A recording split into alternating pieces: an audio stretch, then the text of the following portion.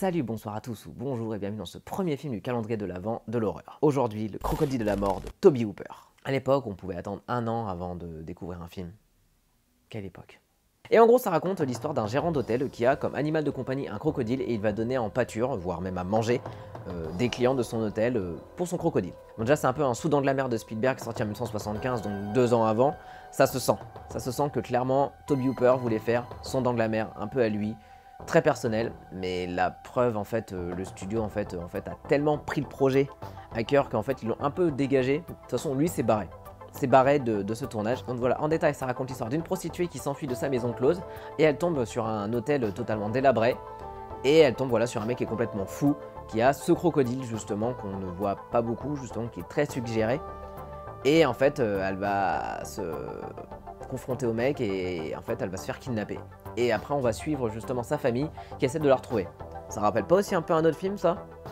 Une fille qui s'en va, qui est portée disparue, sa sœur essaie de la retrouver. Moi ça me fait penser à un film. Ce que j'aime beaucoup dans ce film en fait c'est l'ambiance avec ses lumières rouges, bleues, vertes. C'est très bizarre en fait, c'est une ambiance un peu bayou, très poisseuse. Et on y croit, même si vraiment ça se voit que c'est tourné dans ce studio là, en fait ça pourrait te tourner ici la dernière mois. Et ce que j'aime beaucoup aussi c'est la violence qui est suggérée. Le film il est extrêmement violent, il est interdit de moins de 16 ans, mais en fait il y a quand même une violence très suggérée en fait. Il y a pas mal aussi de violence physique, on voit quand même le mec qui frappe plusieurs fois ses victimes, donc ça peut être assez violent. Mais ce que j'aime beaucoup voilà c'est que c'est suggéré justement comme les Dents de la mer un peu. Mais le problème c'est que le film il a un tout petit peu mal vieilli, que quand on voit le crocodile on voit clairement que c'est un truc en plastique quoi, enfin on n'y croit pas du tout, mais ça voilà c'est qu'à la scène de fin, le plus important en fait dans ce film c'est l'ambiance, comme je disais voilà qui est très poisseuse, qui est très bayou, qui est très, en fait on n'a pas du tout envie d'y passer une nuit dans cet hôtel. Donc ça donne un mélange entre Les Dents de la Mer et Psychose, deux très bons films, et ça donne ce film indépendant qui est très bien, franchement si vous voulez le regarder en une soirée pour Halloween, il n'y a aucun problème. Mais voilà, c'est pas le meilleur film de tous les temps, mais je voulais voilà en parler pour ce premier film. Je trouve que c'était assez intéressant d'en parler parce que c'est un film que personne ne parle en fait aujourd'hui. Et je trouve ça très dommage parce qu'il y a des trucs vraiment intéressants. Et surtout ce que je vous conseille, c'est de vous acquérir l'édition Blu-ray ou DVD qui regorge de bonus vraiment incroyables. Donc si vous aimez un peu les ambiances un peu poisseuses, si vous aimez les films de crocodile, regardez le crocodile de la mort. Et moi je vous retrouve à demain pour un nouveau film d'horreur.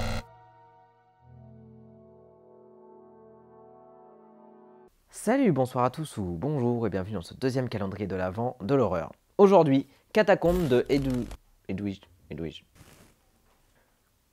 John Eric Doodle. Alors c'est un film que j'aime beaucoup parce que déjà c'est un film qui se passe à Paris. Et j'avoue que les films qui se passent à Paris, moi ça me fait toujours une petite fibre nostalgique, voilà, comme ça.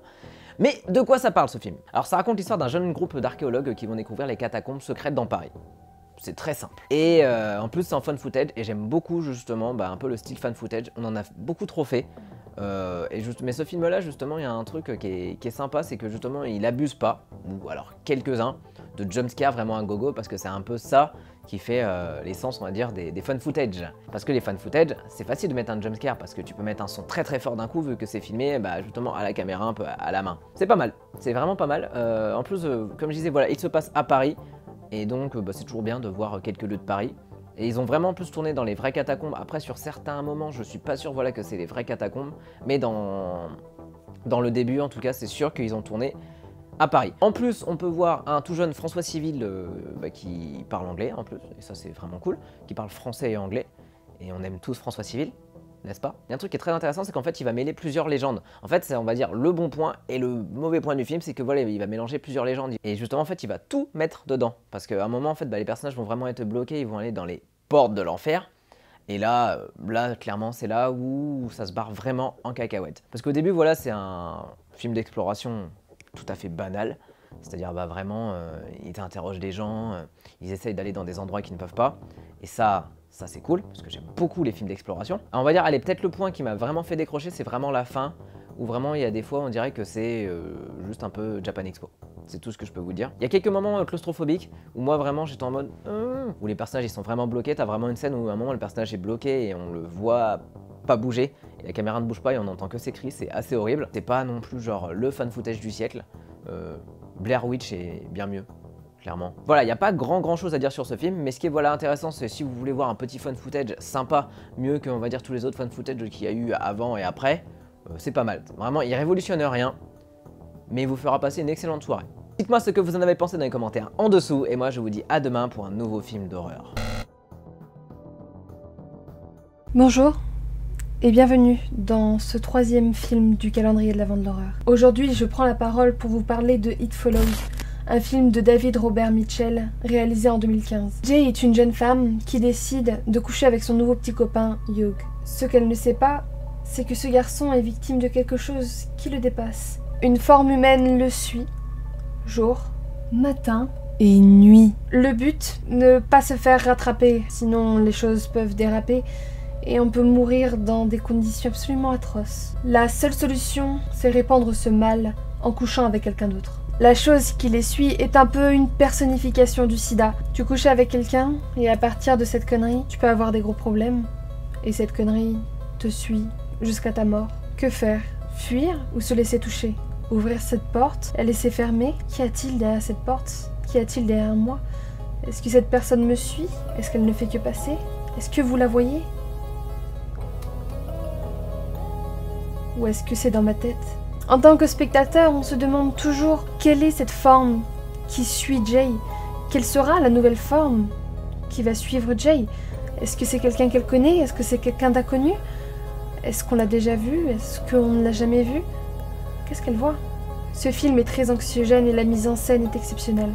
Elle arrive à nous faire stresser, même quand il n'y a rien à craindre. En tant que spectateur, on ne sait pas nous-mêmes si on imagine les choses, si on imagine que les personnes qu'on voit sur le côté de cette route sont là pour suivre Jay, ou simplement des riverains qui se baladent tranquillement. Le film est parsemé de petits détails en arrière-plan qui nous laissent imaginer beaucoup de choses en tant que spectateur. Ce film offre quelques moments de sursaut et de frisson, mais jamais gratuits. On se sent aussi mal et stressé que Jay. Que va-t-il lui arriver? Qu'est-ce que nous, on ferait à sa place? Est-ce qu'on peut juger le fait que ce garçon ait refilé cette malédiction à cette jeune femme? Qu'aurons-nous fait à sa place? Dans tous les cas, si vous avez l'occasion de voir ce film, je vous le conseille fortement. Sur ce, je vous souhaite une bonne soirée. À demain pour le prochain film du calendrier de l'Avent de l'horreur. Et regardez derrière vous, vous pourriez être suivi.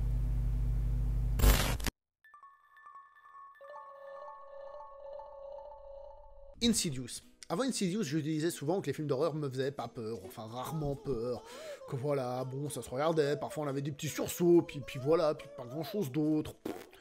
J'étais un peu blasé du genre. Alors oui, je suis allé voir ce film, bon oui, c'est fait par le mec qui a fait Sauce, où j'avais adoré, mais bon, c'était pas un film d'épouvante. Et puis bon, c'était pas forcément la preuve que... Eh ben ce film, il a fait un truc que j'ai adoré, il m'a foutu les boules. Il m'a foutu les boules. Pour moi, Insidious, c'est le pré-Conjuring. On a déjà beaucoup de choses qui sont là. Les fameux jumpscares superbement bien réussis, la manière qu'a James Wan de gérer ce temps, de gérer ce suspense, de gérer le moment où cette apparition va justement apparaître et nous surprendre, de créer cette tension et après de nous faire sursauter. Bref, je le dis honnêtement, ce film, c'est un peu ma rencontre avec James Wan. C'est mon histoire d'amour personnelle avec James Wan. J'ai rencontré James Wan avec ce film et depuis ce film, je ne l'ai plus quitté. Parce que depuis ce film, il m'a fait... entre autres les Conjuring, et il m'a encore foutu les boules. Ce film, pour moi, ça a été une véritable révélation. Je me souviens que je suis sorti du cinéma, et la première chose que j'ai fait, c'est que j'ai envoyé un message à ma sœur qui aimait beaucoup le cinéma d'horreur, et je lui ai dit, il faut que tu ailles voir ce film, il faut absolument que tu ailles le voir. Et ma sœur m'a envoyé un message qui disait justement, toi qui as peur de rien, si là t'as eu peur, j'oserais pas aller le voir. Et je lui ai dit, mais si, il faut aller le voir. Bref, depuis que j'ai découvert James Wan, je dis plus, le film d'horreur ne me font pas peur. Je dis... il y a quelques films qui arrivent à me foutre les boules, et James Wan, pour moi, en est le maître. Alors oui, je sais, évidemment, le film a été depuis, rabaissé par rapport à Conjuring et tout ce qu'on veut. Rappelez-vous qu'il est sorti avant, rappelez-vous que les bases sont déjà là, rappelez-vous l'apparition du démon, rappelez-vous que ce film est vachement cool. La fin peut être un peu plus faible, je veux bien, mais pour le reste, j'aime moi, c'est du... j'arrive même plus à parler tellement je suis fan, pour le reste, c'est du James Wan et c'est génial. C'est tout ce que j'ai à vous dire. Merci à vous. Salut, bonsoir à tous ou bonjour et bienvenue à ce 5e calendrier de l'Avent de l'horreur. Aujourd'hui, Taram est le chaudron magique des studios Disney. Alors c'est un film assez méconnu, en tout cas qui s'est fait extrêmement bâcher à sa sortie, parce que beaucoup trop sombre, et c'est ça qu'on aime. Alors Taram et le chaudron magique, ça raconte l'histoire d'un jeune fermier qui s'appelle Taram, qui vit avec son oncle dans un royaume, je ne sais plus le nom. Il a un cochon télékinésite, et en gros il y a le Seigneur des Ténèbres, justement le grand méchant du film, qui lui est à la recherche d'un chaudron magique qui a des pouvoirs surnaturels, et en fait il va utiliser, on va dire, son cochon, Tirelire, pour en fait essayer de retrouver ce chaudron magique. Ça me rappelle un peu une petite histoire, voilà, un mec qui doit retrouver un objet. En fait, c'est toutes les histoires connues du monde. Ce que j'aime beaucoup dans ce Disney, c'est l'ambiance sombre qu'il peut y avoir justement. Je pense pas qu'on ait vu un Disney aussi sombre, parce qu'il y a quand même du sang, un peu de violence, des morts en plein écran. On a quand même pas mal de ce truc-là, et je pense que tous ceux qui ont vu le film petit ont été assez traumatisés par Taram et le chaudron magique. En fait, c'est un peu un film en plus qui a failli faire couler la boîte, et après, ils se sont dit, bon, on va peut-être refaire d'autres films un peu plus familiaux. Et ça peut ressembler un peu au Seigneur des Anneaux, sur pas mal de choses, un peu voilà, la quête du héros ou autre. Quand tu le regardes, tu te dis mais je ne regarde pas du tout un Disney parce qu'il n'y a pas de chanson. Le héros, voilà, c'est un héros des plus banals. En fait, les personnages sont pas très attachants, mais surtout, le plus gros du film, c'est le méchant. Et c'est dommage qu'en vrai, on ne pense jamais à ce méchant quand on parle par exemple de méchant Disney, parce que le Seigneur des Ténèbres, je pense qu'il a provoqué pas mal de terreur nocturne chez chacun d'entre vous. Moi en premier, parce que vraiment, ouais, il a un look, voilà, c'est un squelette avec une grande cape, il a des cornes, c'est vraiment Satan. Clairement, c'est Satan. En plus, il a une espèce de grosse voix caverneuse, et c'est assez effrayant. Vraiment, c'est assez effrayant. Et en plus, le film, il n'y a pas tellement de moments très drôles, il y a peut-être des moments, 2-3 moments magiques, peut-être le moment avec les fées, mais sinon, enfin, l'enlèvement de Tirelire, par exemple, le cochon de Taram, en vrai, c'est horrible ce moment. C'est très malsain ce film, il y a une ambiance assez malsaine justement qui se dégage de ce film-là, donc c'est très bizarre, c'est vraiment comme si on rentrait dans un cauchemar petit à petit et on ne peut plus en ressortir. Et c'est assez horrible, enfin la scène de fin avec voilà les squelettes qui ressuscitent, ouais, on va dire c'est un film d'horreur pour les enfants.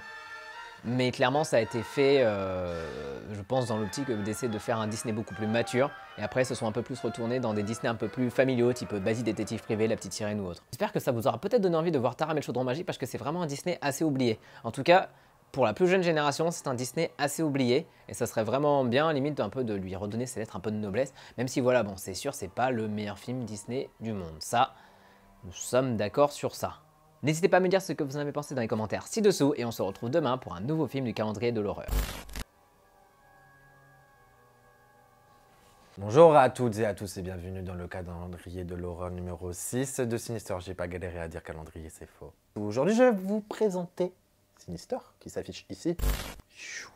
Oh là là, l'effet de montage. Alors, qu'est-ce que c'est Sinister? Alors en fait, ça parle d'un monsieur qui est joué par Ethan Hawke, qui est en gros écrivain, et qui a rencontré la célébrité grâce à son premier livre. Et en fait, vu qu'il a goûté au côté star, etc., en fait, il a envie de revivre ça. Donc, il se focalise sur un autre fait divers en achetant une maison sans dire à sa famille qu'il y a eu des meurtres. Petit con. Et ce qui se passe, c'est que il va découvrir dans le grenier de cette maison un carton avec dedans des films tournés en Super 8. Et en fait, les films sont appelés de façon très basique, du style Le coucher du bébé, Piscine en famille, Barbecue. Tu regardes ça, tu dis vas-y, c'est nul. Mais quand même, lui, il est très curieux parce qu'il se dit allez, vas-y, on va quand même enquêter un petit peu parce qu'il dit oh, je veux de la thune. Il va regarder les petits films et en fait, il va voir que c'est pas fou, quoi. Dans le sens où, dans un premier temps, tu vois les familles, genre trop contents de vivre, en mode ah, trop bien, on fait un barbecue, mais après, c'est eux qui crèvent, en gros. T'as deux parties où, en fait, tu vois les familles en train d'être contents de vivre. Après, tu vois une deuxième partie où les familles crèvent. Donc là, il est là en mode oh putain, qu'est-ce que c'est que ça? Et petit à petit, en fait, au fur et à mesure, tu vas voir que cette enquête va prendre plus le dessus sur sa vie personnelle et ça part en vrille et ça fait très peur. Hashtag la tondeuse. Tous ceux qui ont vu Sinister savent très bien que cette scène-là, elle est horrible. Et moi, j'aime beaucoup ce film parce qu'en fait, je trouve que c'est très intéressant dans le sens où c'est un film un petit peu qui parle... Non, ça parle même pas de possession parce que t'as pas vraiment de personnes possédées, mais c'est un petit peu ce truc du rituel, etc. que tu vas vraiment beaucoup en ce moment dans les films d'horreur. Je l'aime vraiment beaucoup parce que c'est un film d'ambiance. En gros, ça joue pas vraiment sur les jumpscares, même si t'en as un qui est intense, hashtag la tondeuse encore une fois, mais ça joue plus sur l'ambiance, sur la musique, etc. Ce qui fait que c'est très cool. Et Ghoul, honnêtement, je veux pas que ce soit mon pote. Donc voilà. Et du coup, bah, moi, je vous dis à demain, enfin pas moi, mais les autres, hein, parce qu'il n'y a pas que moi, pour un nouveau film. Et j'espère que vous allez les regarder parce que bah, c'est le but hein, quand même. Salut la compagnie, c'est Jules Melon et tout d'abord je tenais à remercier Aurel pour l'invitation à son calendrier horrifique d'avant Halloween où nous allons parler aujourd'hui d'un film britannique d'horreur folk sorti en 1973 et réalisé par Robin Hardy, The Wicker Man ou Le Dieu d'Osier en français, qui a connu un remake américain apparemment pas terrible sorti dans les années 2000 mais je ne l'ai pas vu donc concentrons-nous sur l'original. Pour moi, un véritable chef-d'œuvre, un petit bijou qui a inspiré pas mal de choses dans la pop culture, notamment sur le plan musical, puisqu'un groupe comme Iron Maiden, les dieux du heavy metal, en ont consacré une chanson. Et aussi sur le plan cinématographique, pas mal de films s'en sont inspirés, notamment le Midsommar d'Ari Aster, sorti l'année dernière.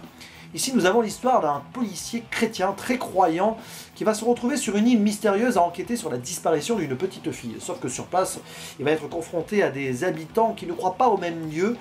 Ils sont plus là à vénérer la nature et lui ne comprend pas du tout ce qui se passe. Il va se méfier, il va se demander s'ils ne sont pas tous complètement cinglés.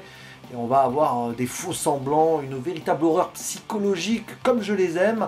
On ne voit pas beaucoup de violence, c'est très à l'intérieur, très dans le subconscient du personnage principal, et notamment cette confrontation entre lui-même et un grand Christopher Lee qui joue le seigneur de l'île, royal jusqu'à un final, on va dire très chaud, sans en dire plus. Film à voir et à revoir, ça tombe bien puisque bientôt il va avoir sa première sortie au cinéma en France le 4 novembre prochain et aussi au Festival des Lumières à Lyon. Puisque ce film n'est sorti qu'en vidéo chez nous, en DVD dans les années 2000, peut-être aura-t-il une réédition Blu-ray 4K par la suite. En tout cas, si vous aimez vous faire peur sans forcément voir beaucoup de violence ni de gore, ce film est fait pour vous. Je vous dis à la prochaine. Ciao. Salut, bonsoir à tous, ou bonjour et bienvenue à ce 8e jour du calendrier de l'Avent de l'horreur. Aujourd'hui, The Fog de John Carpenter. Alors c'est un film qui est sorti juste après Halloween la nuit des masques, sorti en 1978 du même réalisateur. Et clairement The Fog c'est un peu son film un peu mineur, que beaucoup de gens oublient, mais qui est tout bonnement juste génial. Alors The Fog, qu'est-ce que ça raconte? Ça raconte l'histoire de la petite ville d'Antonio Bay, c'est un village côtier qui doit fêter son festival du centenaire. Sauf qu'en fait, on va dire, cet événement va être un peu dérangé par un espèce de nuage de fumée qui arrive et qui commence un peu à décimer tout le monde. Et donc on va suivre un peu un groupe de journalistes qui vont essayer d'enquêter sur savoir un peu qu'est-ce qui se passe, pourquoi, qui, quand, comment ce nuage. Alors ce que j'aime beaucoup dans ce film déjà c'est l'ambiance. L'ambiance qui ressemble un peu à des épisodes un peu de Scooby-Doo. Je sais pas pourquoi mais je trouve qu'il y a une ambiance un peu à la Scooby-Doo avec les villages côtiers qu'il faut essayer de retrouver. J'aime beaucoup la musique. Bon, de toute façon dans tous les films de Carpenter je pense que la musique voilà, c'est une part extrêmement importante pour créer l'ambiance. Et on va dire que sans la musique, on va dire je pense que l'ambiance on perd 50% à peu près. J'aime beaucoup aussi en fait la suggestion, en fait parce que le nuage de fumée en fait on voit pas vraiment ce qu'il y a dedans, on voit juste des fois des espèces de silhouettes de pirates fantômes et on sait pas en fait d'où ils viennent et tout, jusqu'à ce qu'on nous raconte en fait à l'histoire, à un moment du pourquoi du nuage. Je me souviens particulièrement d'une scène où à un moment en fait un personnage est sur un toit et il voit tout le nuage justement qui arrive et en fait il voit des personnes justement mourir à ce moment là dans le nuage. Et lui, le personnage voit tout, sauf qu'en fait, nous, on voit pas trop justement ce qui se passe dans ce nuage et je trouve ça assez bien fait. On va dire que c'est pas vraiment un film d'horreur, d'épouvante, c'est un film extrêmement d'ambiance. Et c'est ça justement qui est vraiment bien.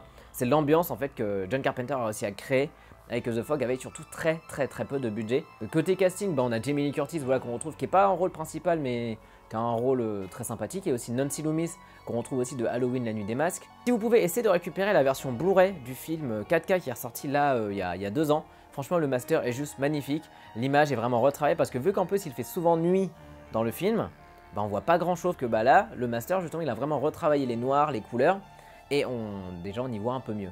Donc essayez de vous procurer la version 4K, soit en Blu-ray, soit en manière extrêmement légale. J'espère qu'en tout cas voilà, ça vous aura donné envie de voir le film. Vous pourrez me dire ce que vous en avez pensé dans les commentaires en dessous, et moi je vous retrouve demain pour un nouveau film du calendrier de l'horreur. Yo tout le monde, c'est Mediavore, j'espère que vous allez bien, moi ça va, super. On se retrouve aujourd'hui dans un nouvel épisode du calendrier de l'horreur, et aujourd'hui je vous parle d'un film dont j'avais très envie de vous parler aujourd'hui. Il s'agit de 28 jours plus tard. Alors 28 jours plus tard, qu'est-ce que c'est? C'est un film réalisé par Danny Boyle et qui raconte l'histoire d'un homme interprété par Cillian Murphy, vous connaissez, Christopher Nolan, Batman, tous ces trucs-là, Inception. Il va se réveiller après des semaines et des semaines de coma dans un monde totalement nouveau, post-apocalyptique, avec donc des zombies qui régissent un petit peu maintenant ce nouveau milieu. Il va y avoir des infectés, on ne sait pas trop si c'est des infectés, si c'est des zombies, si c'est des mutants, ce genre de choses. On sait juste qu'il y a eu une maladie qui s'est propagée et que le monde, en tout cas le Londres, en tout cas l'Angleterre dans sa globalité, a été infectée totalement, a été totalement détruite d'une certaine façon. Et donc il va se réveiller dans ce nouveau monde, dans un Londres totalement désert. On va avoir des images de Londres absolument magnifiques. On va avoir mais personne sur les ponts, personne dans les rues, personne en plein milieu des quartiers hyper connus de Londres. Donc ça, déjà rien que pour ça, pour la cinématographie, c'est hyper intéressant. Et en plus l'histoire, en plus d'être juste une histoire de zombies, va être aussi un drame familial, un drame psychologique. On va s'intéresser bien plus aux personnages qu'au juste aux zombies. Ça veut dire qu'on va aller essayer de pousser un petit peu, essayer de voir comment réagirait l'homme, l'espèce humaine, à un tel désastre, à quel point on reviendrait à nos premiers instincts primals, on va dire, à nos instincts animaux. Et il y a des gens dans ce film qui vont complètement, totalement partir en couille. C'est un film que j'aime beaucoup parce que c'est très intéressant, parce que ça réinvente un petit peu le code, le genre du cinéma zombie. C'était un petit peu parti un petit peu en couille avec le temps. Et c'était avant les Walking Dead, avant les iZombies, avant les Z-Nation, ce genre de choses. Et ça réussit, je trouve, à m'intéresser. La suite est très bien également, 28 semaines plus tard. C'est un film que d'ailleurs que j'aime beaucoup parce qu'il y a Robert Carlyle. Mais le premier a clairement son charme, a clairement une esthétique, a clairement un cachet qui me plaît davantage. C'est un film que je vous conseille si vous ne l'avez jamais vu 28 jours plus tard, en tout cas, je vous le conseille. Merci à tous, je vous souhaite une très bonne journée et je vous dis à demain, enfin pas moi, mais pour les autres, dans un nouvel épisode du calendrier de l'horreur. Ciao.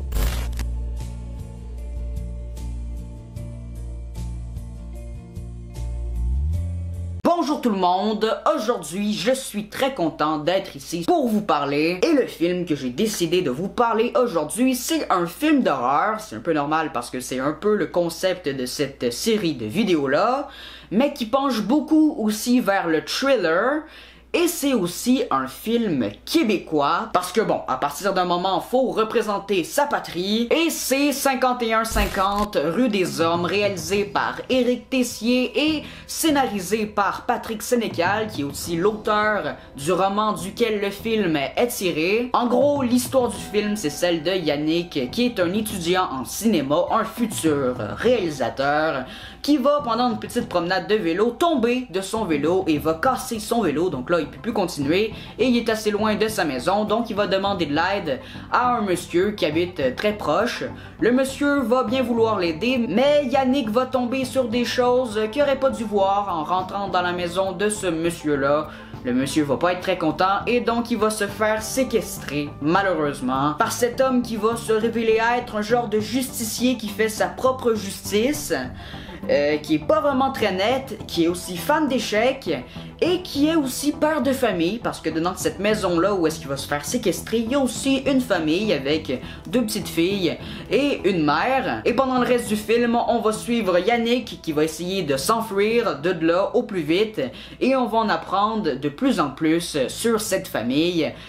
Très étrange. Et pour moi c'est simple, ce film là c'est un excellent film, super efficace, c'est intense, c'est haletant, c'est super bien ficelé, en même temps c'est évident avec Patrick Sénécal et c'est super angoissant aussi. Les enjeux arrêtent pas de se relancer, il y a un mystère qui plane sur chacun des personnages, on a vraiment envie d'en savoir plus sur la dynamique de cette famille là, sur leur passé, sur leurs idées, leur vision du monde, jusqu'où est-ce qu'ils sont prêts à aller parce que avec cette situation-là, il y a plein de questions morales qui se posent. Est-ce que ce monsieur-là, il a vraiment tort de faire ce qu'il fait ou est-ce que il y a quand même une base logique dans tout ça? Les acteurs incroyables, ils nous livrent tous des performances vraiment solides. Niveau réalisation, niveau mise en scène, c'est très très bien et on voit une évolution au fil du film parce qu'au début, on reste dans des tons réalistes, naturels. C'est très très vrai. On dirait presque que c'est même pas étalonné du tout. Et plus le film avance, plus le personnage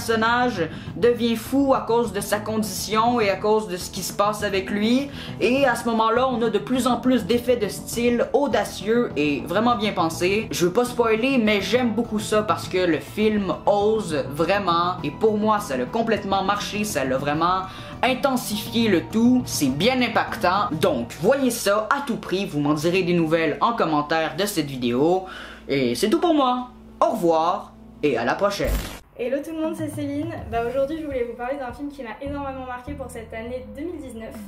C'était le film Dr Sleep, qui est la suite directe de The Shining. Livre Dr Sleep a été écrit par Stephen King et réalisé par, alors je ne sais plus comment il s'appelle, Mike Finnegan je crois, qui a réalisé également The Haunting of Hill House, série que j'ai adorée. J'ai trouvé que cette série, que ce film mélangeait vraiment hyper bien l'univers de Stephen King, donc de ce qu'il y avait dans le livre, avec ce que Stanley Kubrick avait fait de son côté, et il y a énormément de rythme, c'est hyper moderne et c'est pour ça que j'ai adoré. Ok, coucou, c'est Anaïs. Donc moi je regarde pas beaucoup de films d'horreur, mais par contre il y a un film qui m'a marqué quand j'étais plus jeune, c'était The Descent, que j'ai vu quand j'étais ado. Et notamment parce qu'en fait je trouve qu'il parle plus d'épouvante que d'horreur, puisque du coup on voit toute une montée en puissance assez lente du coup de toute l'épouvante qu'il y a dans ce film. Et aussi il y a toute une critique sociétale sur les liens entre les personnes, sur comment on surmonte un deuil, etc. qui est tout aussi assez intéressant. Et tu as tout un travail autour des lumières, du fait que ça devient de plus en plus sombre quand la menace arrive, et il y a tout un aspect de vengeance qui est parlé. Donc voilà, si ça vous intéresse, moi je vous conseille The Descent. Bonjour à toutes et à tous, c'est encore moi. Bienvenue dans ce calendrier de l'horreur numéro 12. Aujourd'hui, je vais vous conseiller le film Destination Finale que j'aime beaucoup, très fort, donc s'il vous plaît, rigolez pas, merci. De quoi ça parle? En fait, à chaque fois, dans les 5 films, parce que oui, je vais parler des 5 films, parce que les 5 films, je les aime, sauf le 4. En gros, c'est un mec ou une meuf qui a une vision de mort. Et en fait, ce qui se passe, c'est qu'elle est en mode « Ah, mon Dieu, on va tous mourir ». Je le conseille tellement mal, en vrai, il est trop bien. Donc ça, en mode « Oh là là, on va mourir parce que j'ai une prémonition ». Et du coup, en fait, il veut sauver les personnes qui vont mourir dans l'accident de ouf à chaque fois au début du film. C'est ça qui est trop bien dans Destination Finale, c'est qu'à chaque fois, au départ, t'as une intro de malade, sauf dans le 4. Et en gros, donc à chaque fois, la personne qui a eu la prémonition va vouloir sauver les autres, sauf que, on rigole pas avec la mort. Eh bah non. Au fur et à mesure du film, en fait, la mort va venir les chercher un par un dans l'ordre où ils sont censés mourir dans la prémonition. Et c'est des morts horribles. Dans le sens où, moi, ce que j'aime bien dans ce film, c'est que là, le méchant, le gros vilain, c'est la mort. C'est quelque chose qu'on a tous peur et qui peut survenir à n'importe quel moment. Et du coup, tu peux mourir de façon horrible. C'est des morts qui peuvent t'arriver sans rire. Genre, à cause de ces films-là. Je ne veux pas faire de séance bronzage aux UV, etc. parce que j'ai trop peur d'être enfermé et d'être cramé. J'ai des lunettes, je voulais faire la chirurgie au laser, j'ai plus envie de le faire. T'es un peu flippé en mode putain, mais imagine, genre, je prends mon ordinateur et en fait, je me fais électrocuter à cause du lampadaire qui est juste en face de moi et d'un oiseau qui va foncer dans la vitre et qui va me couper. C'est grave possible. On a tous peur maintenant d'être sur l'autoroute et d'être devant un camion avec des troncs d'arbres. Franchement, qui n'a jamais dit, tu peux pas, s'il te plaît, doubler ou aller ailleurs, parce que s'il y a un tronc d'arbre qui tombe, c'est pour notre gueule, tu vois. Certes, il y en a qui vont dire que c'est un petit peu gore, des fois c'était par les cheveux, mais moi je trouve ça trop cool, parce que chaque film, j'y trouve vraiment bien, sauf le 4.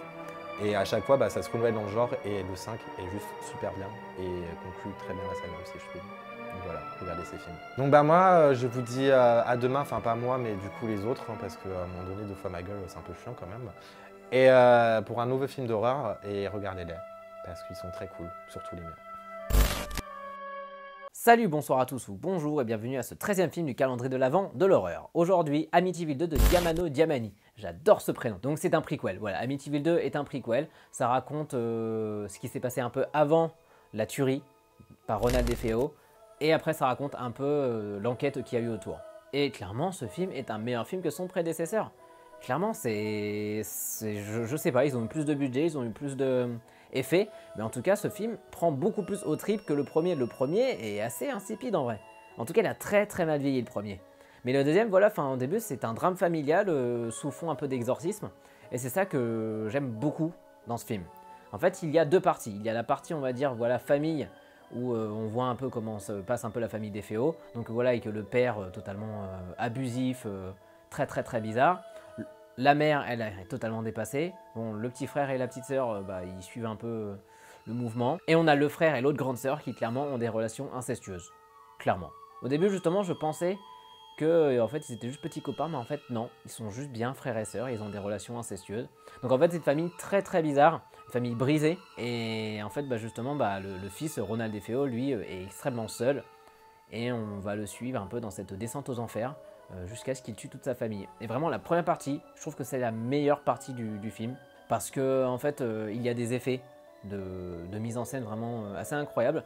Je pense qu'en fait James Wan s'est pas mal inspiré de Amityville 2 pour pas mal de ses plans pour les Conjuring, c'est sûr et certain. La musique toujours de Lalo Schifrin qui est toujours aussi incroyable. J'aime moins un peu la deuxième partie qui est plus un peu un copier-coller de l'exorciste de Friedkin, où clairement voilà, c'est le prêtre un peu qui essaie de suivre un peu l'affaire, et lui il veut faire un exorcisme, l'église ne veut pas, et autres il va quand même le faire et il va y laisser sa peau. Et surtout une scène qui m'avait extrêmement marqué quand j'étais petit, c'était la tuerie. En fait on voit justement le visage un peu de Ronald DeFeo vraiment qui prend un peu la forme du démon. Et vraiment cette scène là elle est assez effrayante parce qu'il n'y a pas de musique, ou il y en a très peu, et tout se joue en fait sur le bruit d'ambiance et de l'orage. Au scénario on retrouve Tommy Lee Wallace qui est un grand ami de John Carpenter, et on sent un peu la patte un peu horrifique. Il avait réalisé Halloween 3, que je vais sûrement parler dans ce calendrier, parce que Halloween 3 est clairement un des Halloween les plus sous-cotés.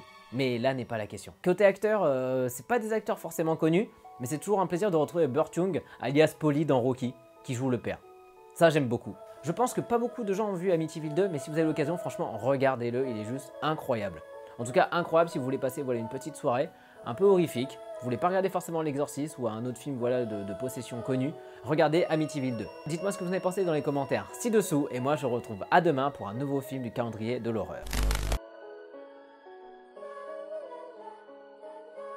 Hey, salut à tous, ici Clément de la chaîne Le Ciné Clem. Aurel a fait récemment appel à moi pour parler d'un film d'horreur en cette période d'Halloween. Écoutez, j'ai accepté l'invitation et c'est parti. Pour moi, quand il s'agit de parler d'un film d'horreur, c'est très simple. Je prends mon film d'horreur préféré qui est Les Autres de Alejandro Amenábar. Et s'il te plaît, dis-moi que t'as pas vu ce film parce qu'au moins cette vidéo, elle aura un intérêt. Bon, Les Autres, c'est un film sorti en 2001 avec Nicole Kidman dans le rôle principal. L'histoire en gros, c'est un huis clos qui met en scène une famille composée d'une mère et de ses deux enfants particuliers. Et pourquoi ils sont particuliers ces gamins ? Ils sont particuliers parce qu'ils ne peuvent pas vivre à la lumière du jour. En gros, ils ont les volets fermés, les fenêtres fermées, ils ont tout fermé, tout est dans le noir, et la seule lumière qu'ils peuvent supporter, c'est la lumière d'une bougie. Donc tu vois le délire en tant que spectateur, tu vas devoir te taper 1h45 de film avec juste la lumière d'une bougie pour t'éclairer. Et croyez-moi qu'en tant que spectateur, vous n'allez pas passer des moments très agréables, vous allez avoir très peur et vous risquez très certainement de redormir avec votre peluche d'enfance. Mais ce qui fait que pour moi, ce film est un chef-d'œuvre, c'est qu'il est à la fois un film d'horreur, un film fantastique et un film dramatique. Un petit peu comme l'a été Sixième Sens de M. Night Shyamalan quelques années plus tôt. Donc s'il y a bien un film à voir à toutes les périodes de l'année, mais en particulier à la période d'Halloween,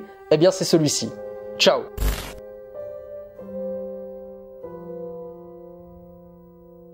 Salut, bonsoir à tous ou bonjour et bienvenue à ce 15e film du calendrier de l'Avent de l'horreur. Aujourd'hui, Les Noces funèbres de Tim Burton. Alors c'est un film que j'ai eu l'occasion de découvrir pendant justement ce calendrier de l'horreur parce que je ne l'avais jamais vu, et clairement, c'est génial. Je crois même que je préfère Les Noces funèbres à L'étrange Noël de Monsieur Jack. Je sais pas encore, je vais y réfléchir, ou peut-être que j'aime bien les deux. Alors, Les Noces funèbres, qu'est-ce que ça raconte? Alors, ça raconte l'histoire de Victor, qui est un jeune homme timide et assez maladroit, qui doit se marier à Victoria. C'est un mariage totalement forcé, et lui n'a clairement pas envie de se marier avec. Et un jour, en fait, il passe la bague au doigt, accidentellement, à une défunte, et en fait, il se retrouve propulsé dans le monde des morts, où là, qui est un monde beaucoup plus joyeux, beaucoup plus vivant, on va dire. Et il va tomber en fait amoureux de Emily, justement, une défunte, à qui il a passé la bague au doigt. Et en fait, il va essayer un peu de choisir entre Emily ou Victoria. En fait, c'est ça va être tout le dilemme du film, savoir qui va-t-il épouser, et clairement, en fait, on ne s'y attend pas du tout. Alors, ce que j'aime beaucoup dans ce film, déjà, c'est l'histoire. L'histoire, c'est du Burton. C'est du Burton tout crashy, où clairement, le monde actuel, voilà, c'est un monde qui est assez triste, assez gris et tout. Et le monde des morts, voilà, c'est un monde un peu à la Beetlejuice, où c'est vraiment un monde où ça chante, ça danse, c'est très coloré. Les musiques de Danny Elfman sont juste incroyables, mais je préfère quand même, côté musique, je préfère plus L'étrange Noël de Monsieur Jack. Côté casting, on a un casting assez incroyable, on a Johnny Depp, Helena Bonham Carter, Christopher Lee, Michael Gough, beaucoup de grands noms, et en plus, en VF, c'est nickel aussi. Et voilà, donc ce que j'aime bien aussi dans ce film, c'est l'animation. Clairement, l'animation, voilà, du stop motion image par image, comme dans L'étrange Noël de Monsieur Jack, c'est juste assez incroyable. Les thèmes abordés, c'est assez ouf en vrai, ce que Burton arrive à raconter dans un film d'animation. Comme quoi, un film d'animation, c'est clairement pas du tout un film pour les enfants. Parce que ça raconte là quand même un peu d'histoire de mariage forcé, ça raconte l'histoire de deuil, Ça raconte la mort en fait, la mort chez Burton, mais là c'est beaucoup plus traité de manière comique, un peu vraiment un Beetlejuice. Je trouve qu'il y a beaucoup de ressemblances avec Beetlejuice, que j'aime beaucoup aussi. À Burton, on sent qu'il s'éclate, qu'il a eu un peu carte blanche, j'ai l'impression par rapport à l'étranger de Monsieur Jack où il était beaucoup plus bridé, où c'était Henry Selick qui l'avait réalisé, mais lui il avait juste produit. Là, il a réalisé Noces funèbres, mais il est aussi aidé justement par un autre réalisateur qui est Mike Johnson, que je ne connais pas du tout, mais voilà. Si vous n'avez pas vu les Noces funèbres, franchement, foncez le regarder parce que clairement, en plus, ce film il fait 1h20. Ça ne coûte rien du tout. Donc si vous avez aimé les Noces funèbres, n'hésitez pas à me le dire dans les commentaires ci-dessous. Et moi, je vous retrouve demain pour un nouveau film du calendrier de l'horreur. Bonjour à tous et merci Aurel pour ton invitation dans ce petit calendrier des films d'horreur d'Halloween. Et aujourd'hui, j'avais envie de vous proposer un film d'horreur que j'aime beaucoup et que je vous invite à découvrir si vous ne le connaissez pas déjà. Et ce film, c'est Don't Breathe. Donc Don't Breathe, la maison de l'horreur, je crois en français, un vieux titre pourri. C'est le deuxième film de Fede Alvarez, qui est un réalisateur qui originellement vient d'Uruguay, mais qui a été propulsé après avoir fait des courts-métrages à Hollywood grâce à Sam Raimi. Il avait réalisé le premier remake d'Evil Dead, enfin le remake d'Evil Dead. Voilà, et donc son deuxième film c'est Don't Breathe, et c'est un film que je trouve très bien parce que c'est un film très malin. Le film est un huis clos, il raconte l'histoire de 3 jeunes cambrioleurs, 2 garçons et une fille, qui décident d'aller voler une maison parce qu'ils veulent réunir assez d'argent pour pouvoir se barrer en Californie. Et le problème, c'est que la maison qu'ils vont voler, elle appartient à un aveugle, donc ça va être facile, mais le problème c'est que cet aveugle-là est un vétéran de la guerre d'Irak, et en fait, c'est un espèce de gros psychopathe qui va les enfermer et les traquer. C'est un film que je trouve très impressionnant dans sa capacité à exploiter son concept.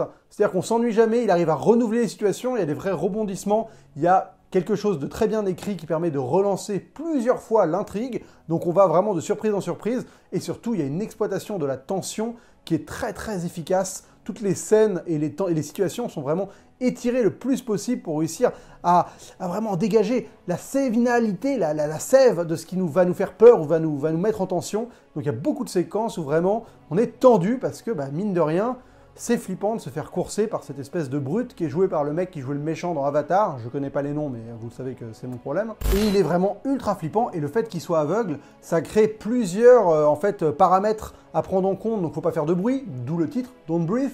Voilà, après il y a un rapport aussi, on est dans le noir, c'est lui qui a l'avantage, parce que nous on voit plus rien et on sait pas s'orienter, alors que lui il est toujours dans le noir vu qu'il est aveugle.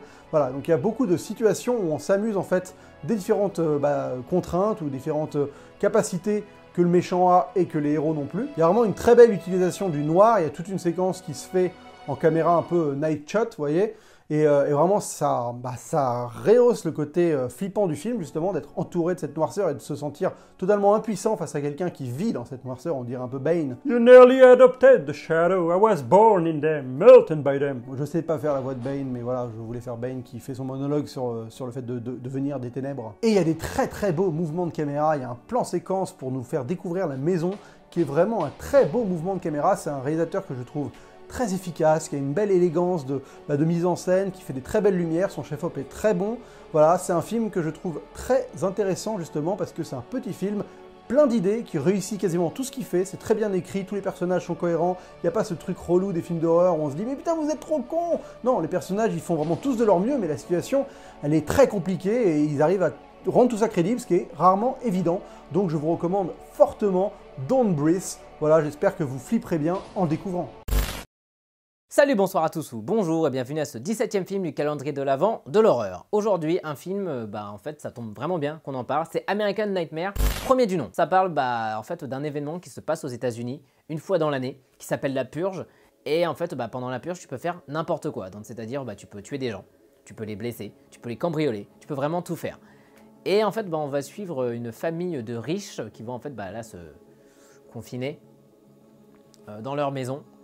Voilà, pour se protéger de la purge, parce que voilà, vu que en fait on peut cambrioler tous les riches, c'est open bar, donc en fait tu peux faire ce que tu veux. Donc en fait les riches ont installé pas mal de maisons blindées ou autres, et ils vont se cacher dedans, et voilà on va suivre cette famille, dont le père de famille est joué par Ethan Hawke, qu'on avait récemment vu dans Sinister, qui était dans le calendrier de l'Avent de l'horreur, tout est lié. Je peux pas vous en dire plus, mais en fait c'est vraiment, je pense, le film à regarder là ce soir tout de suite, ou en tout cas demain, ou voilà dans les jours à venir, parce que ça tombe vraiment bien, parce que c'est un espèce de couvre-feu, un peu comme nous. Un concept comme ça, enfin c'est un concept très très simple, voilà, c'est un espèce de huis clos, avec justement des mecs qui veulent rentrer dans une maison et les autres vont essayer de se défendre. Donc c'est très très simple, mais c'est assez efficace. Donc voilà, n'hésitez pas à me dire ce que vous en avez pensé dans les commentaires ci-dessous, et moi je vous retrouve demain pour un nouveau film du calendrier de l'Avent de l'horreur. Attendez juste 2 secondes, je vais essayer de retrouver le DVD. Oui, mais putain, quelle idée d'avoir mis autant de figurines devant. Je suis vraiment en train de chercher en plus, c'est ça le pire. Et il est où ce bâtard? J'espère que tu monétises pas la vidéo parce que comme j'ai dit bâtard, va falloir que tu coupes. Oh bah regardez, tiens, c'est trop cool ça. Regardez ce que je trouve en même temps. Et bonjour, on vous attend le 31 octobre en live à 21 h sur la chaîne Boulogne Horror Show. Boulogne Horror Show. Boulogne Horror Show. Voilà, comme ça fait une petite pub pendant que je prends le DVD. Ma pub étant terminée et la lumière s'étant éteinte parce que la batterie est morte, et bah du coup je me contente de ça, et bien je suis là pour vous parler de Fantôme contre Fantôme, que j'ai eu à 50 centimes chez Cashmakers, sans déconner. Voilà, vive le support physique, parce que ça là, je pense pas que tu le verras sur Netflix, et si je me trompe, je dirais bravo. Fantôme contre Fantôme, c'est un film de Peter Jackson, c'est un film avec Michael J. Fox, le grand Michael J. Fox, enfin qui n'est pas si grand que ça en fait, parce qu'il doit mesurer 1m70 pas plus, voire peut-être moins, mais en tout cas, Michael J. Fox quand même, et le gars du FBI, c'est le médecin dans Reanimator, parce que Peter Jackson, il aime bien faire des références. L'histoire c'est celle de Frank Bannister, qui est une sorte d'escroc, parce qu'il te fait croire qu'une maison est hantée alors qu'elle ne l'est pas, mais c'est plus subtil, parce qu'en fait Frank Bannister, il arrive à entrer en contact et à voir les fantômes, et donc il a 2 potes fantômes qui vont l'aider à donner l'impression qu'il y a un poltergeist, ou alors qu'une maison est hantée. Sauf qu'un jour ça va plus rigoler, parce qu'il y a un fantôme tueur en série qui arrive à buter les fantômes, mais aussi à buter les êtres vivants, et ça, c'est pas censé arriver. Et donc Frank va mener l'enquête. Ce film, il y a vraiment tout dedans quoi. Il y a de l'humour, il y a du suspense, il y a de l'enquête policière, il y a du fantastique, il y a de l'horreur, il y a de l'angoisse, il y a des décors fabuleux. La Nouvelle-Zélande dedans, elle est juste incroyable. À chaque fois, Peter Jackson arrive à faire de la Nouvelle-Zélande un truc totalement déconnecté du reste en fait. Et là, Michael J. Fox en plus il est au top, il est génial en tant qu'acteur. Il y a un truc qui est intéressant par rapport à sa vie personnelle, c'est que tu commences déjà à entrevoir quelques symptômes de Parkinson, et donc il joue aussi en fonction de ça. Et ça donne vraiment un personnage à la fois névrosé et très pile électrique en fait, ce qu'il y avait déjà avant, mais là il est vraiment, c'est un petit nerveux tu vois, et il se passe plein de choses quoi, c'est plein d'émotions, il y a de la romance aussi, qui aurait pu croire qu'on mettrait de la romance dedans, il y a des effets spéciaux aussi qui sont vraiment cool. Il faut voir Fantôme contre Fantôme. Et si tu l'as déjà vu, il faut le revoir constamment parce qu'à chaque fois tu redécouvres des choses. C'est-à-dire que moi, le gars du FBI, j'avais jamais vu Reanimator, et quand j'ai vu Reanimator et que j'ai revu Fantôme contre Fantôme, je me suis dit oh là là, mais c'est la même personne. Donc si t'as un film à voir ce mois-ci, c'est Fantôme contre Fantôme de Peter Jackson avec Michael J. Fox. Bon visionnage à toi. Et bien évidemment, merci Aurel pour l'invitation parce que ça fait plaisir de partager la passion avec les gens qui ont aussi la passion. Notamment la passion du support physique. Bref, je vous dis à la prochaine sur la toile. Salut.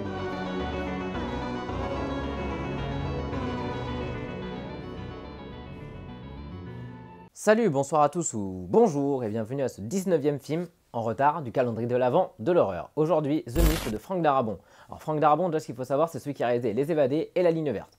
Notamment, mais il en a fait plein d'autres, dont Majestic, que je n'ai toujours pas vu. Donc The Mist, qu'est-ce que ça raconte? Alors ça raconte l'histoire d'un père de famille qui est bloqué dans un magasin avec plein d'autres gens. Et en fait, il y a une espèce de nuage brumeux autour, un peu comme dans The Fog.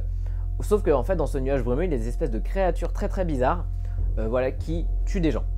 Tout simplement. Donc c'est un huis clos dans un magasin où justement faut essayer de vivre, cohabiter avec d'autres personnes qui ne sont pas comme nous, qui ne réfléchissent pas comme nous ou autres. Et ce qui est vraiment bien, c'est qu'on voit qu'en fait l'humain est la pire espèce du monde. En fait Darabont il arrive vraiment à nous montrer que vraiment l'être humain mais c'est des tarés. Par exemple il y a une extrémiste religieuse qu'on a envie qu'elle se fasse manger par les créatures parce que clairement juste elle est horrible. Et ce qu'il faut savoir aussi, c'est que Frank Darabont a produit les épisodes de Walking Dead, il en a réalisé quelques-uns, dont le premier épisode de la saison 1, qui est juste incroyable. Et en fait, on voit des têtes qu'on verra plus tard dans Walking Dead. Par exemple, on voit Carol extrêmement jeune, l'actrice de Carol, je ne sais plus comment elle s'appelle. On voit Laurie, on voit... je crois on voit... celui qui est dans la ligne verte aussi. Jeffrey Dean, c'est ça. Et voilà, c'est celui qui est dans la saison 1 et qui a son bob. Si vous pouvez, surtout procurez-vous la version en noir et blanc qui donne un meilleur cachet au film, qui donne un côté beaucoup plus violent, beaucoup plus mystérieux. Voilà. Tout simplement. Franchement, regardez The Mist de Frank Darabont, plongez-vous-y, je pense ça devrait vous plaire. Et lisez la nouvelle de Stephen King aussi, qui est clairement incroyable. Et la fin, je pense, ne va pas vous laisser indemne. C'est tout ce que je peux vous dire. Donc bah voilà, j'espère que ça vous a plu. N'hésitez pas à me dire ce que vous en avez pensé dans les commentaires ci-dessous. Et moi, je vous retrouve demain pour un nouveau calendrier de l'horreur. Salut, bonsoir à tous ou bonjour et bienvenue à ce 20e film du calendrier de l'Avent de l'horreur. Aujourd'hui, Arachnophobia de Frank Marshall.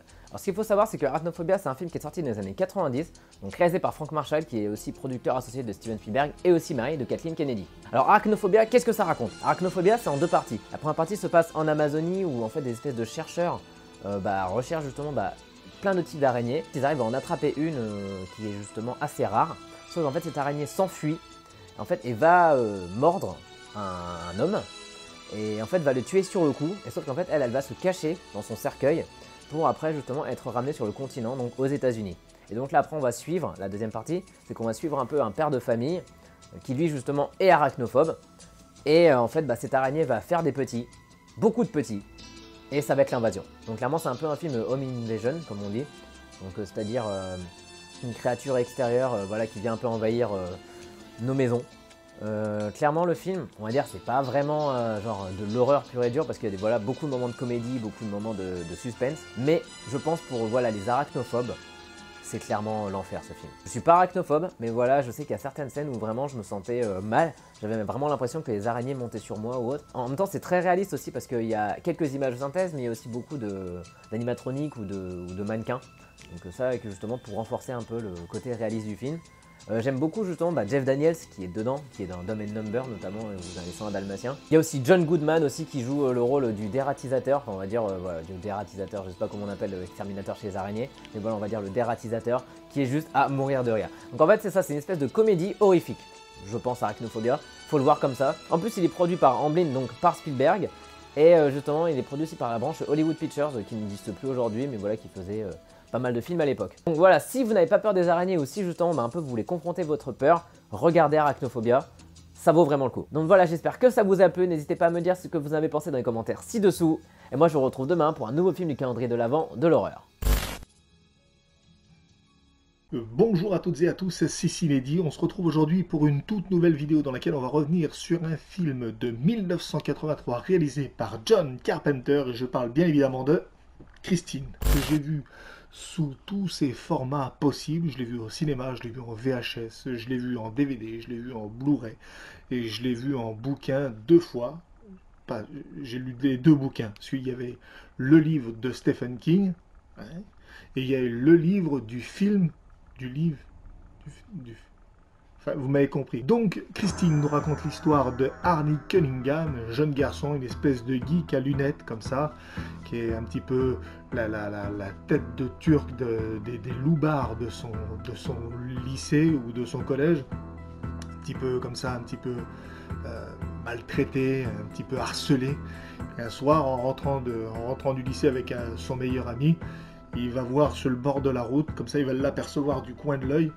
Il va apercevoir une voiture, une Plymouth Fury de 1958, une espèce d'épave sur le bord de la route qui est à vendre. Il va s'arrêter, il va littéralement tomber amoureux de cette voiture et il va tout faire pour la ramener, pour l'acheter. Il va négocier le prix, il va l'acheter, il va la ramener chez lui et il va commencer à la retaper. Et voilà, il se trouve que cette voiture a un passif. Il y a beaucoup de morts qui entourent cette voiture, il y a beaucoup de personnes qui sont décédées autour de cette voiture. Et on va voir un petit peu que cette voiture, elle va être un petit peu comme douée pas douée d'intelligence, mais plutôt douée d'une personnalité. Hein. La voiture n'est pas possédée par un esprit, la voiture possède un esprit. Et on va voir justement que Arnie, qui va tout faire donc, pour posséder au sens propre cette voiture, il va en réalité se retrouver à être possédé spirituellement par celle-ci.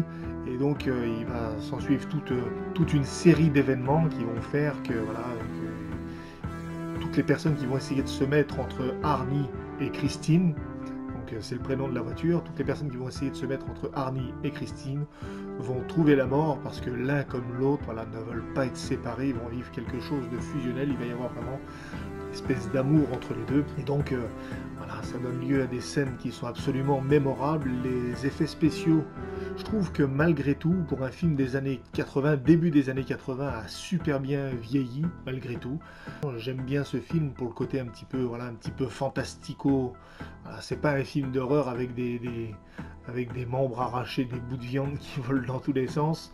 C'est pas du tout le cinéma d'horreur que j'aime. Moi, j'aime bien quand c'est un peu plus, voilà, un peu plus fantastique, un petit peu comme ça. Les histoires de Stephen King en général, j'adore les adaptations de Stephen King au cinéma, et celui-là fait vraiment partie de mes préférés. En tout cas, si vous ne l'avez jamais vu, je vous conseille vivement d'aller le voir. C'est un film qui est absolument merveilleux, mise en scène extraordinaire, la réalisation, elle est aux petits oignons, la musique est absolument fantastique, voilà. Donc il y a plein d'idées, plein d'astuces au niveau de la réalisation qui font que ce film est toujours aussi, toujours aussi fantastique, hein, dans tous les sens du terme. Donc allez voir Christine, merci Aurel pour l'invitation, et on se dit à plus. Salut les demi-reconfinés, c'est Merej, et aujourd'hui je viens vous parler d'un film d'horreur particulièrement peu connu, et en plus, c'est particulièrement une bombe à neutrons. C'est un film hongkongais. Alors d'habitude, les films asiatiques d'horreur, hein, c'est plus les films japonais, un peu à la The Ring, comme ça, hein, Hideo Nakata, on adore ça, Darkwater, etc. Là, non, c'est vraiment 100% Hong Kong, et c'est une pépite, vous allez voir, un slasher, mais comme vous en avez jamais vu, franchement c'est abusé, le film est, mais alors graphiquement d'une splendeur, c'est hallucinant, tous les plans, hein, franchement les meurtres sont hyper originaux, hyper intenses, c'est vraiment mortel, ça s'appelle Dream Home, c'est réalisé par Pang Ho-chung avec Josie Ho, et franchement les petits cocos c'est une merveille. En gros, eh bien ça raconte l'histoire d'une femme qui a toujours rêvé, hein, de vivre dans un appartement prestigieux à Hong Kong, et je ne sais pas si vous le savez, mais c'est la ville où le prix du mètre carré est le plus cher, parce que la densité de population, je crois, est la plus importante du monde, en tout cas dans une ville de la sorte. Et donc, vu que ça coûte trop cher pour elle, bon, je vous schématise, hein, parce que je ne vais pas tout vous spoiler, eh bien elle décide de tuer le voisinage pour faire chuter le prix de l'immobilier. Et pouvoir, voilà, s'offrir l'appartement de ses rêves. Ding! J'espère que vous êtes hypés, hein, parce que franchement, c'est une pépite. Il existe en plus en Blu-ray, sous-titré français et en français en France. Vous pouvez, voilà, le commander. Je pense qu'il est encore disponible. Vraiment, les petits cocos, jetez-vous sur ce film. C'est brillant, magique, magnifique, flippant, intense. Bref, c'est parfait pour Halloween. Allez, ciao les petits demi-reconfinés. À très vite pour de nouvelles aventures. Bonjour tout le monde, aujourd'hui on parle horreur, genre que j'affectionne sans forcément beaucoup m'y connaître, disons-le. Donc moi j'aime le slasher découlant du beau giallo italien, donc moi j'aime le genre de film d'horreur que tout le monde dit bourré de clichés et vraiment très ridicule. Du coup on parle de Massacre à la tronçonneuse, pilier du genre, considéré à tort ou à raison comme l'un des films qui a donné tous les codes du slasher. Si tu ne l'as pas vu, évidemment, Massacre à la tronçonneuse, c'est ce fameux film où des jeunes tombent en panne d'essence au beau milieu de nulle part et se retrouvent face à un tueur, Leatherface, donc figure iconique du cinéma d'horreur. Mais contrairement aux autres slashers, je trouve vraiment ce film réaliste. Alors oui, on peut voir du vrai dans, pour prendre les plus connus, Scream ou Halloween, mais il n'y a pas la dimension que Massacre à la tronçonneuse a. C'est-à-dire, là on a des jeunes qui se retrouvent face à des Américains du fin fond du trou du cul du monde, complètement fous, et qui les tuent un par un. Pourquoi ?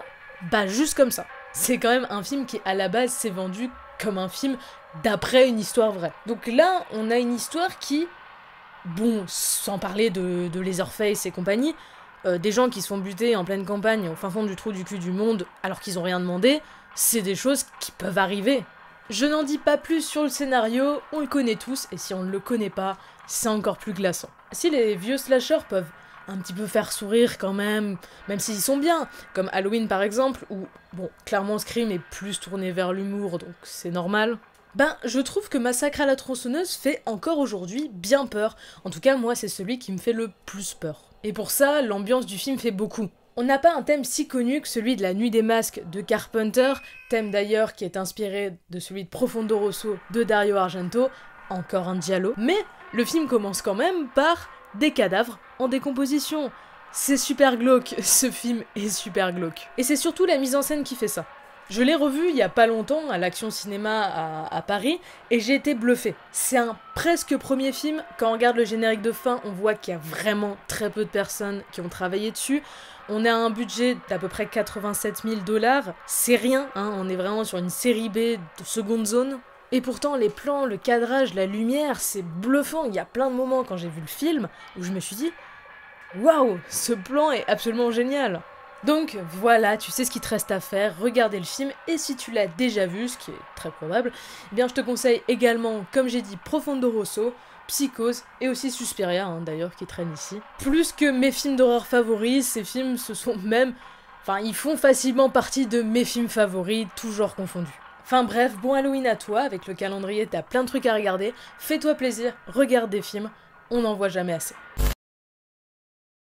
Salut à toi et bienvenue dans ce nouvel épisode de Calendrier de l'horreur. Aujourd'hui mon but est de vous présenter un film qui vient d'autre part et de vous faire voyager tout droit en Italie.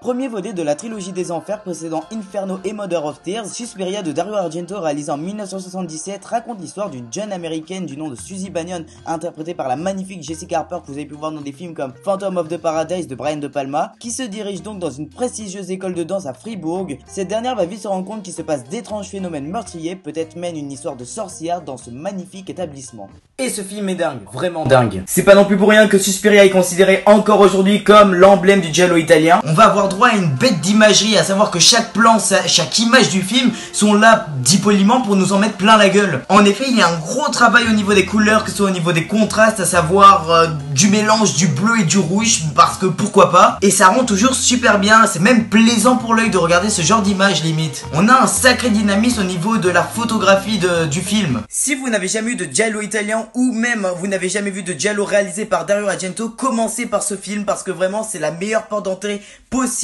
pour découvrir ce genre cinématographique. J'espère que ce film va vous plaire et que justement il va vous donner envie de découvrir d'autres métrages et vous rendre l'autonomie de découvrir justement d'autres giallo italiens. C'est à mes yeux une très belle porte d'entrée, je vous souhaite du coup un bon visionnage.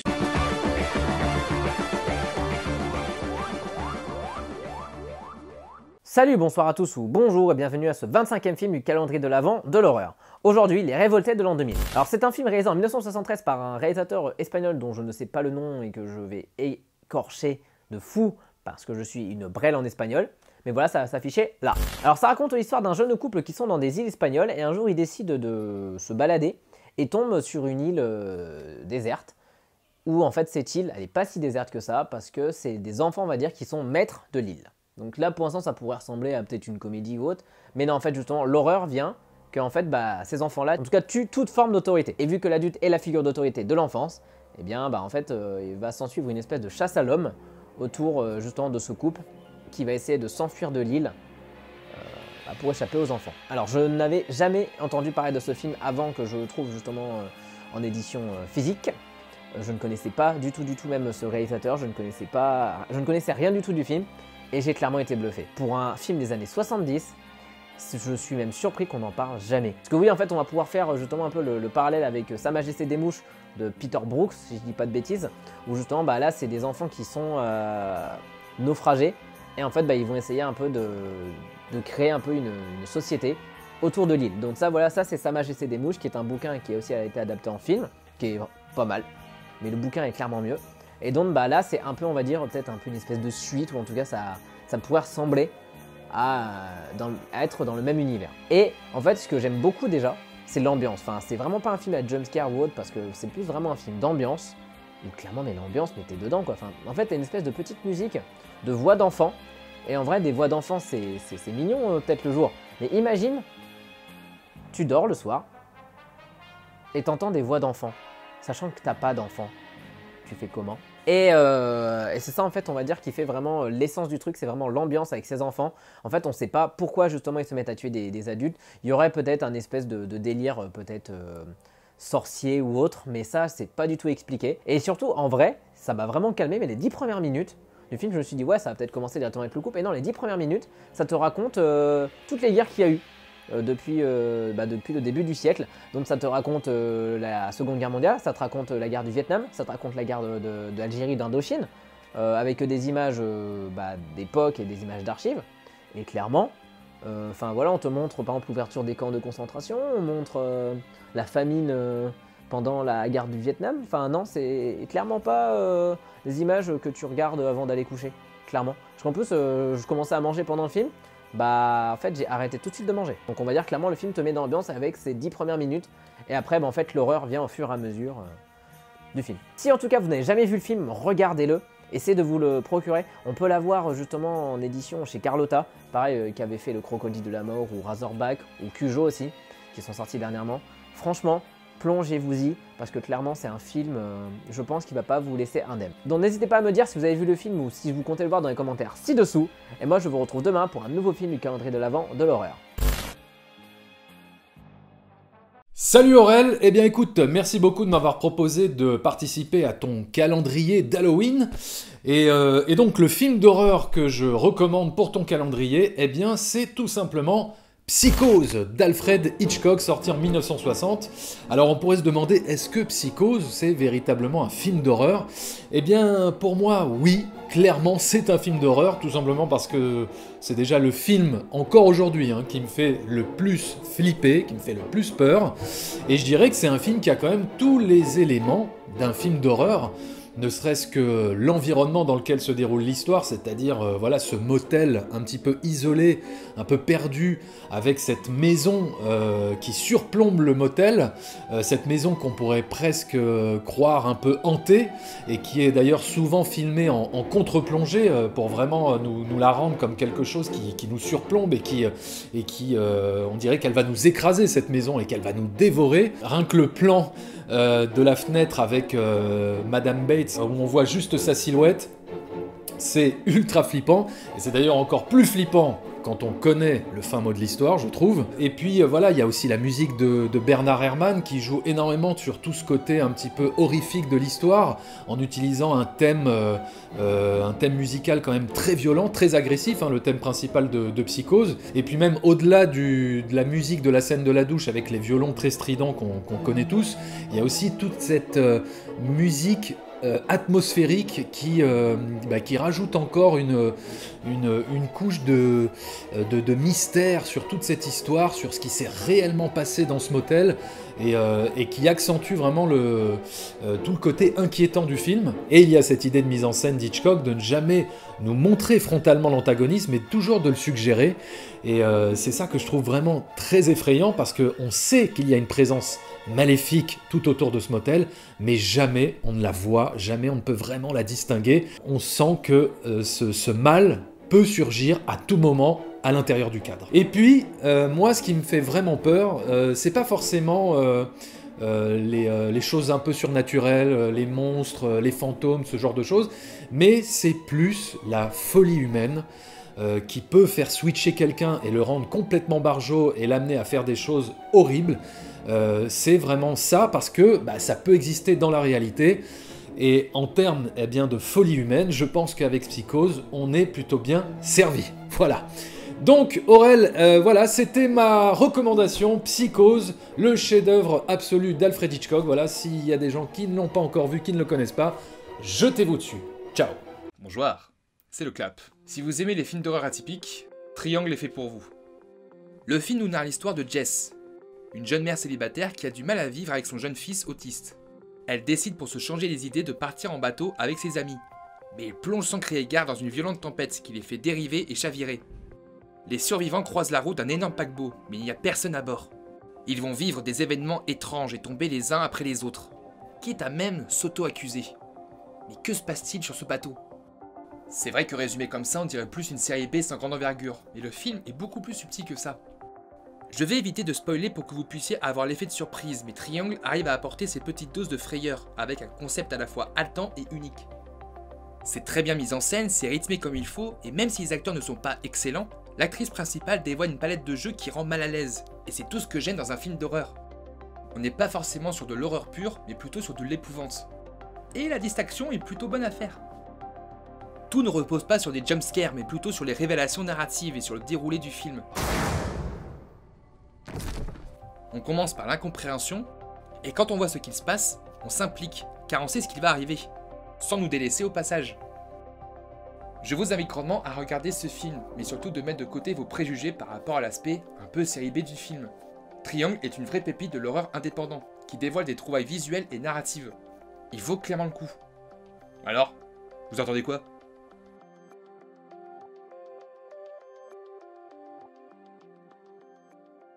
Salut, tu vas bien? Et bienvenue dans ce nouvel épisode du calendrier de l'horreur. Dans cette vidéo, je vais vous parler de Unfriended. Je sais pas si je dis correctement, mais bon, comme dirait un grand sage, je suis bilingue. Dans ce film, vous retrouvez Laura. Laura qui est lycéenne, qui a 18 ans et qui décide d'aller en soirée. À un moment, elle se lâche, mais elle se lâche un peu trop. Hein. Elle consomme de tout et n'importe quoi, mais elle fait pas attention. Elle consomme de l'alcool, de la drogue, elle fait de tout. Et elle tombe dans le coma. Voilà, elle fait un coma éthylique. Et en fait, le truc, c'est qu'il y a une personne qui voit Laura dans le coma éthylique et qui ne bouge plus du tout. Sauf qu'au lieu de l'aider, la personne décide de la filmer. Vraiment, mais qui la filme en se foutant de sa gueule. Ah, regarde, tu ne sais pas tenir l'alcool. Et en même temps qu'elle filme, elle se fait caca dessus. Mais vraiment, tu vois tout. Vraiment, la personne qui est inapte, qui bouge pas, et justement qui se défèque dessus. Sauf qu'au lieu de toujours l'aider, elle décide quoi? De la publier sur Facebook et de dire à tout le monde de la partager parce que c'est rigolo. Bah oui, c'est rigolo de voir une personne qui se défecte dessus parce qu'elle a bu trop d'alcool. Bah oui, au lieu de l'aider. Et c'est là que ça commence, les emmerdes. Parce que la vidéo se partage encore et encore et encore et encore. La personne qui l'a posté, on ne sait pas qui c'est, mais en fait elle contrôle plus rien. Je suis sûr, je pense qu'au départ elle ne pensait même pas du tout que ça allait partir aussi loin. Et en fait cette personne, donc Laura, était connue dans tout le pays, dans tous les lycées, parce que c'était la personne qui se faisait caca dessus dans les soirées. Donc c'était des méchants commentaires, c'était de l'insulte, c'était des affiches humiliantes, c'était des moqueries. Ça partait vraiment dans l'harcèlement scolaire et en même temps dans le cyberharcèlement à cause de cette vidéo. Elle pouvait rien faire, c'était uploadé partout justement, sur YouTube, sur Facebook, c'était partout, elle était connue de partout. Et Laura décide de se suicider à cause de cette vidéo-là. Un an plus tard, justement, un groupe d'amis de Laura décide de se retrouver sur Skype. Le jour de la mort justement de Laura, ils décident de parler tous ensemble pour parler d'elle, des bons moments, des mauvais moments, de faire des débats sur elle, vraiment de parler vraiment sur elle pour un peu se souvenir d'elle. Arriva un mec ou une femme, on ne sait pas qui c'est, qui arrive dans la conversation et la personne dit « Je sais qui vous êtes, je vous connais, je connais vos sombres secrets, je connais tout de vous. » Les gens, ils signalent, sauf qu'ils n'arrivent pas à se faire supprimer le compte et ils n'arrivent pas à la faire dégager.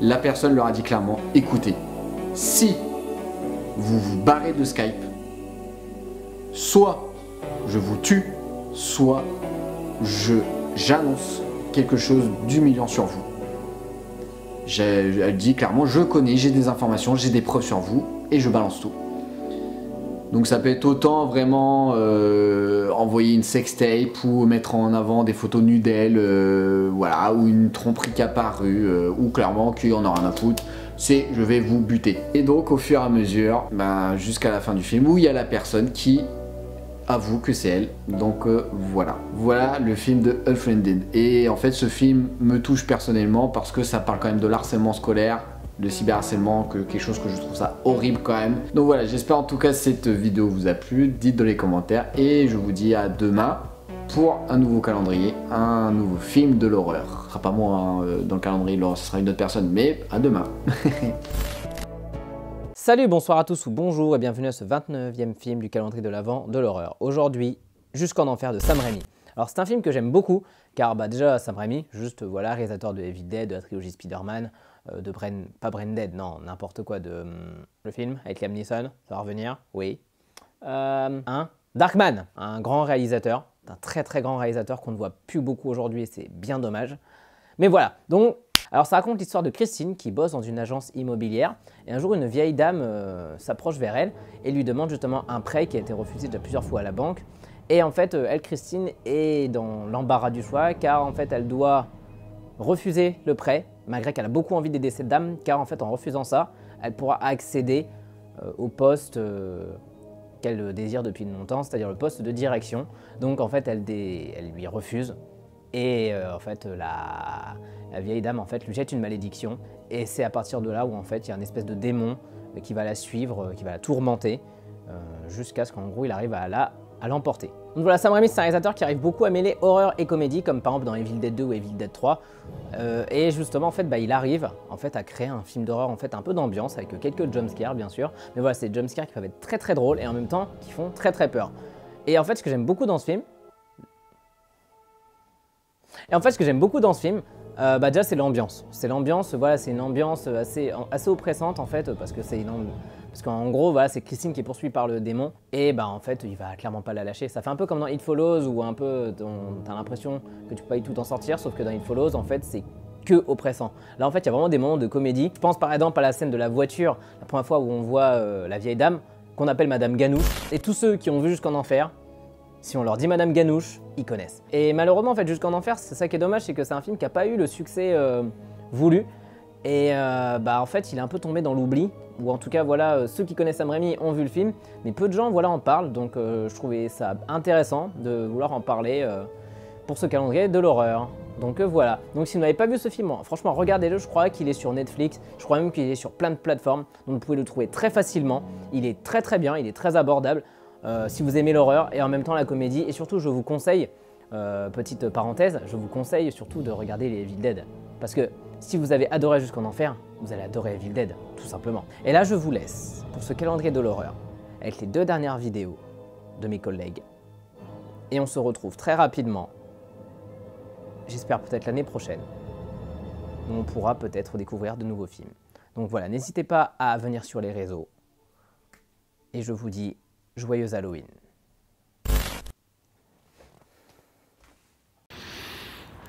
Connaissez-vous la peur? Savez-vous ce que c'est de sentir son cœur battre dans sa poitrine si intensément qu'on ne peut plus respirer? Ceci est une histoire de monstres immondes, de créatures de cauchemar qui rôdent dans la nuit. Je les ai vus. Je les ai vus dans mes visions.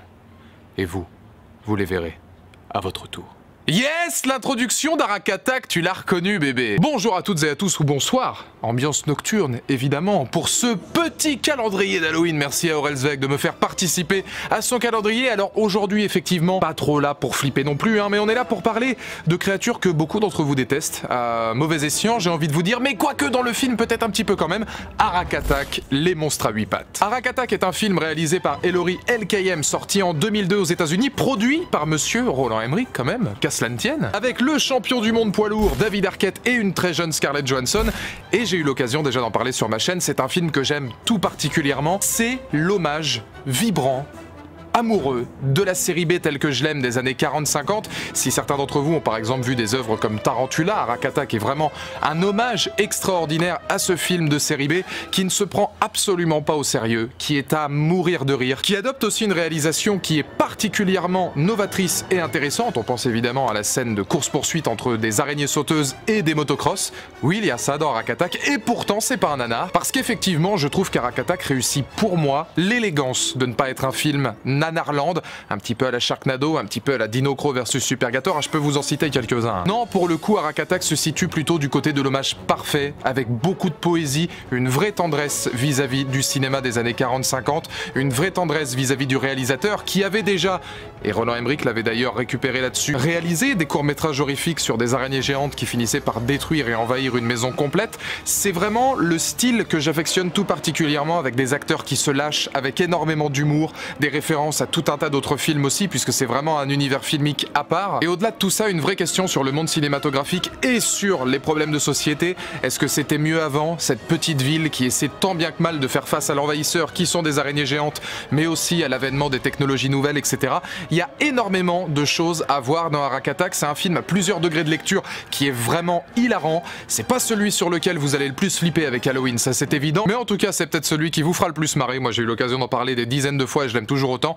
Arak Attack bébé, c'est vraiment de la bombe. J'y vais, j'ai mon insecticide qui m'attend. Salut à toi jeune entrepreneur. Savais-tu que 99% des films d'horreur sont destinés à des gens qui recherchent eux-mêmes à avoir peur, et que 15% d'entre eux 15 ou je sais plus si c'est 15 ou si c'est 30 ou... Bref, comme tu t'en doutais absolument pas quand je t'ai évoqué ces chiffres, aujourd'hui nous n'allons pas parler d'un film d'horreur. Aujourd'hui, pour célébrer ce mois qui nous mène gentiment vers le jour de la terreur, le jour qui fait peur, le jour d'Halloween, aujourd'hui j'ai décidé de te parler d'Axan, la sorcellerie à travers les âges, film danois de 1922 réalisé par Benjamin Christensen. Ce film est beaucoup trop vieux pour moi. En noir et blanc et film muet, comment vais-je gérer ça? Est-ce que je suis capable de regarder un film comme ça? Et oui, pour cause, tu es capable de regarder un film comme ça, jeune entrepreneur, puisque ce film, en l'occurrence, n'est pas un film d'horreur classique. C'est un essai cinématographique. Alors qu'est-ce que c'est ça, un essai cinématographique, me dirais-tu? Un essai cinématographique, c'est un documentaire à une époque où le documentaire lui-même, le terme documentaire n'existait pas encore. Ce film, en l'occurrence, est un film qui est tiré du Malleus Maleficarum, qui était un texte allemand, qui était, on va dire, un mode d'emploi, si tu veux, un mode d'emploi au cours de l'Inquisition au XVe siècle pour aider les inquisiteurs, du coup, à chasser les sorcières sur les terres de Germanie. Un document qui a été d'ailleurs validé par le Vatican à l'époque. Ok, ouais, c'est bon, ça passe. Hein, oui, c'est bon, on le fait. Allez, ta gueule. Le film lui-même est plutôt intéressant puisqu'il met en évidence une structure sociale d'alors qui est à l'époque complètement gangrénée par la question de la foi et de la croyance, et au point où les peurs les plus indicibles de cette période sont alimentées par une imagerie mythologique chrétienne, catholique, protestante, ce que tu veux, le diable, les démons, les ghouls, toutes ces choses-là. Et donc forcément c'est ce qui a implicitement engagé la chasse aux sorcières, puisque les sorcières n'étaient jamais plus que des personnalités un peu troublées psychologiquement, psychiquement, mais à qui on a fait dire des choses qui pouvaient avoir une connotation à travers l'au-delà. Bref, tout ça pour dire que quand vous allez regarder ce film, vous allez avoir accès à ce mode d'emploi du parfait inquisiteur. C'est-à-dire que vous allez apprendre à manier des instruments de torture, à manier la questionnette auprès de ces fameuses sorcières qui ont pactisé avec le diable, qui ont couché avec le diable, qui se sont donnés, qui se sont offerts aux démons.